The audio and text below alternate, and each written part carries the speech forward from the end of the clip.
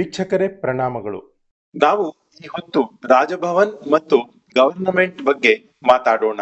ರಾಜಭವನ ಪ್ರಾಸಿಕ್ಯೂಷನ್ಗೆ ಅನುಮತಿ ಕೊಡುವುದರ ತೀರ್ಮಾನವನ್ನು ಸರ್ಕಾರ ಅಂದ್ರೆ ಮುಖ್ಯಮಂತ್ರಿಗಳ ಅನುಪಸ್ಥಿತಿಯಲ್ಲಿ ಸೇರುವ ಮಂತ್ರಿ ಪರಿಷತ್ತು ಪ್ರಶ್ನಿಸುವ ಅಧಿಕಾರವಿದೆಯೇ?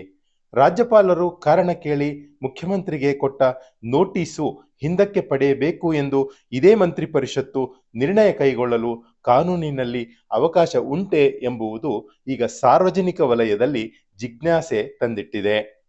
ಮೂಡಾ ಹಗರಣ ಕುರಿತು ಪ್ರಾಸಿಕ್ಯೂಷನ್ಗೆ ಅವಕಾಶ ಕೋರಿ ಖಾಸಗಿ ವ್ಯಕ್ತಿಯೊಬ್ಬರು ಸಲ್ಲಿಸಿರುವ ಅರ್ಜಿಯನ್ನು ಪರಿಗಣಿಸಿ ರಾಜ್ಯಪಾಲರು ಕೊಟ್ಟ ನೋಟಿಸ್ ವಿವೇಚನಾರಹಿತವಾಗಿದೆ ಎಂದು ಕರ್ನಾಟಕ ಸರ್ಕಾರ ರಾಜ್ಯಪಾಲರ ವಿರುದ್ಧ ಗರ್ಜಿಸಿದೆ.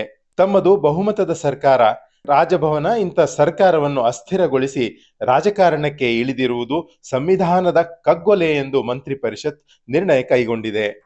ಮೂಡಾ ಪ್ರಕರಣದ ವಿರುದ್ಧ ಕಾನೂನು ಹೋರಾಟಕ್ಕೆ ಅನುಮತಿ ಕೋರಿ ಸಲ್ಲಿಸಿದ ಖಾಸಗಿ ಅರ್ಜಿಗೆ ಇಷ್ಟೊಂದು ತುರ್ತಾಗಿ ಸ್ಪಂದಿಸಿ ಮುಖ್ಯಮಂತ್ರಿಗಳಿಗೆ ನೋಟಿಸ್ ಕೊಡುವ ಅಗತ್ಯವಿತ್ತೆ ಎಂಬುದು ಮಂತ್ರಿ ಪರಿಷತ್ತಿನಲ್ಲಿ ನಡೆದ ಚರ್ಚೆಯಲ್ಲಿ ಬೆಂದು ಬಂದ ಅಸಮಾಧಾನದ ಸುದ್ದಿಯ ಹೂರಣವಾಗಿದೆ. ರಾಜ್ಯಪಾಲರು ಸಾಂವಿಧಾನಿಕ ಹುದ್ದೆಯಿಂದ ಒಂದು ರಾಜ್ಯದ ಪ್ರಥಮ ಪ್ರಜೆ ಮತ್ತು ರಾಜ್ಯ ಸರ್ಕಾರದ ಮುಖ್ಯಸ್ಥರು.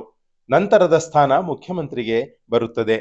ಹೀಗಿರುವಾಗ ಜನಹಿತದ ವಿರುದ್ಧ ಸರ್ಕಾರದ ಬಗ್ಗೆ ಆರೋಪಗಳು, ಅಪವಾದಗಳು ಮುನ್ನೆಲೆಗೆ ಬಂದಾಗ ರಾಜ್ಯಪಾಲರು ತಮ್ಮ ಅಧಿಕಾರ ವ್ಯಾಪ್ತಿ ಬಳಸಿಕೊಂಡು ಕ್ರಮಕ್ಕೆ ಮುಂದಾಗುವುದು ತಪ್ಪೇ? ಅಂಥ ಅಧಿಕಾರವನ್ನು ಮೊಟಕುಗೊಳಿಸುವ ಅಥವಾ ಪ್ರಶ್ನಿಸುವ ಸಾಂವಿಧಾನಿಕ ಹಕ್ಕು ಚುನಾಯಿತ ಸರ್ಕಾರಕ್ಕೆ ಇದೆಯೇ? ಅಲ್ಲದೆ ಸರ್ಕಾರದ ಮುಖ್ಯಸ್ಥನ ಗೈರಿನಲ್ಲಿ ಇಂಥದ್ದೊಂದು ಮಹತ್ವದ ನಿರ್ಣಯಕ್ಕೆ ಬರಲು ಮಂತ್ರಿ ಪರಿಷತ್ತಿಗೆ ಅವಕಾಶ ಇದೆಯೇ ಎಂಬುದು ಈಗ ಸಾರ್ವಜನಿಕರ ಚರ್ಚೆಗೆ ಗ್ರಾಸ ತಂದಿಟ್ಟಿದೆ. ಈ ಗೊಂದಲವನ್ನು ನಮ್ಮ ಸಂವಿಧಾನವನ್ನು ಅರಿತ ಕಾನೂನು ತಜ್ಞರು ಮತ್ತು ರಾಜಕೀಯ ಪಂಡಿತರು ತಿಳಿಗೊಳಿಸಿಕೊಡಬೇಕಾಗಿದೆ. ರಾಜ್ಯದಲ್ಲಿ ಮೂಡಾ ಹಗರಣದ ವಿವಾದ ತಾರಕಕ್ಕೆ ಏರುತ್ತಿರುವ ಸಂದರ್ಭದಲ್ಲೇ ರಾಜ್ಯಪಾಲರು ದೆಹಲಿ ದೌರಾಕ್ಕೆ ತೆರಳಿದ್ದಾರೆ. ಇವರ ಈ ದಿಢೀರ್ ಪ್ರಯಾಣ ಅಧಿಕೃತ ಸರ್ಕಾರಿ ಪ್ರವಾಸವೋ ಅಥವಾ ಖಾಸಗಿಯೋ ತಿಳಿಯುತ್ತಿಲ್ಲ. ಅದು ಹೇಗೆ ಇರಲಿ, ಪ್ರಾಸಿಕ್ಯೂಷನ್ ವಿಚಾರದ ಬಗ್ಗೆ ದೆಹಲಿಯಲ್ಲಿ ರಾಜ್ಯಪಾಲರು ಕಾನೂನು ತಜ್ಞರ ಸಲಹೆ ಪಡೆಯುವ ಸಾಧ್ಯತೆಗಳೇ ಹೆಚ್ಚಾಗಿದೆ. ರಾಜ್ಯಪಾಲರು ಮರಳಿ ರಾಜ್ಯಕ್ಕೆ ಬಂದ ಕೂಡಲೇ ಅಂದ್ರೆ ಮುಂದಿನ ವಾರದ ಆರಂಭದಲ್ಲಿ ಅರ್ಥಾತ್ ಶ್ರಾವಣದ ಮೊದಲ ದಿನಗಳಲ್ಲಿ ಪ್ರಾಸಿಕ್ಯೂಷನ್ ಕುರಿತು ತೀರ್ಮಾನಿಸಲಿದ್ದಾರೆ ಎಂದೇ ಹೇಳಲಾಗುತ್ತಿದೆ. ಒಂದೊಮ್ಮೆ ರಾಜ್ಯಪಾಲರು ಪ್ರಾಸಿಕ್ಯೂಷನ್ಗೆ ಅನುಮತಿ ಕೊಟ್ಟರೆ ನೈತಿಕ ಹೊಣೆ ಹೊತ್ತು ಸಿಎಂ ಸಿದ್ದರಾಮಯ್ಯ ರಾಜೀನಾಮೆ ಕೊಡಬೇಕಾಗಿ ಪರಿಸ್ಥಿತಿ ಎದುರಾಗಲೂಬಹುದು.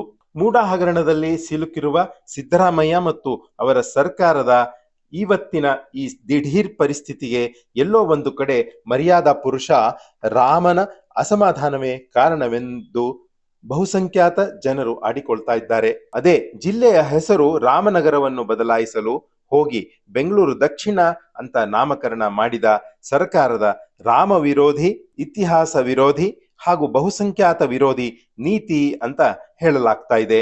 ಅದೇನಾಗುತ್ತೋ ರಾಜಭವನ ಮತ್ತು ಸರ್ಕಾರದ ನಡುವಿನ ಯುದ್ಧ, ಪ್ರಾಸಿಕ್ಯೂಷನ್ ಯಾವ ರೂಪ ಪಡೆಯುತ್ತೆ ಎನ್ನುವುದು ಬರುವ ವಾರವೇ ತೀರ್ಮಾನವಾಗಬಹುದು. ಪೊಲಿಟಿಕಲ್ ಬ್ಯೂರೋ, ವಿಶ್ವ ಪ್ಲಸ್ ಟಿವಿ.